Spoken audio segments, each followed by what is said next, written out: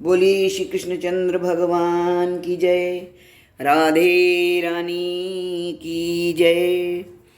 एक समय राजा परीक्षित ने महात्मा व्यास जी से पूछा, हे भगवान, एकादशी से लेकर पूर्णिमा तक इन 5 दिनों को भीष्म पंचक के नाम से क्यों कहा जाता है और इनके व्रत की क्या विधि है, इससे क्या लाभ होता है, कृपया मुझे बताइए।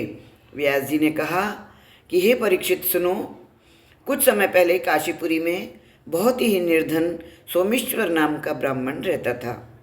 वह बहुत कमज़ोर था, परंतु वह विष्णु का भक्त था। कार्तिक माह में रोज गंगा स्नान करता था। एक दिन वह शरीर से पीड़ित होने पर भी गंगा स्नान करने गया। किसी तरह उतर करके वो गंगा जी तक पहुंच गया और गंगा स्नान करके वहीं पर बैठ गया, संध्योपासना करने लगा। वहीं पर वृद्ध ब्राह्मण के रूप में भगवान अपने भक्त पर कृपा करने के लिए बैठे हुए थे।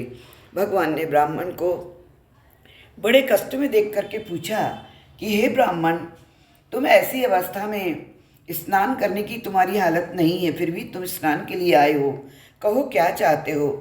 तो ब्राह्मण बोला कि हे प्रभु, मैं बहुत गरीब ब्राह्मण हूँ, इसी से मैं लोकों में अपमानित होता हूँ और तकलीफ पाता हूँ।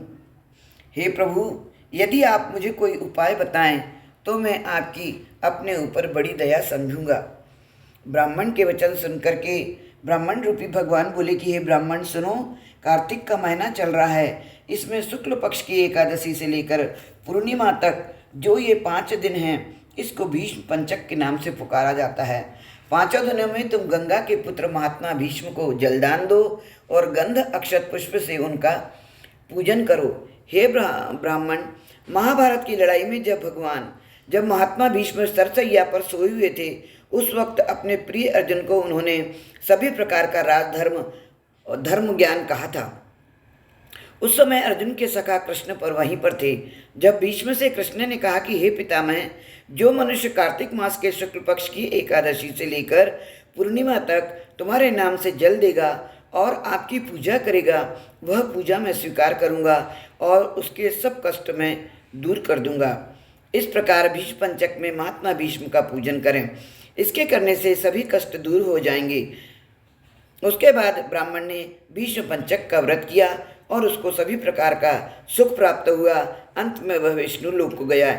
इसीलिए कार्तिक मास में महात्मा भीष्म का व्रत करना चाहिए, इससे सभी आनंद प्राप्त होता है, अंत में मोक्ष प्राप्त होता है। बोलिए श्री विष्णु भगवान की जय। महात्मा भीष्म पितामह की जय।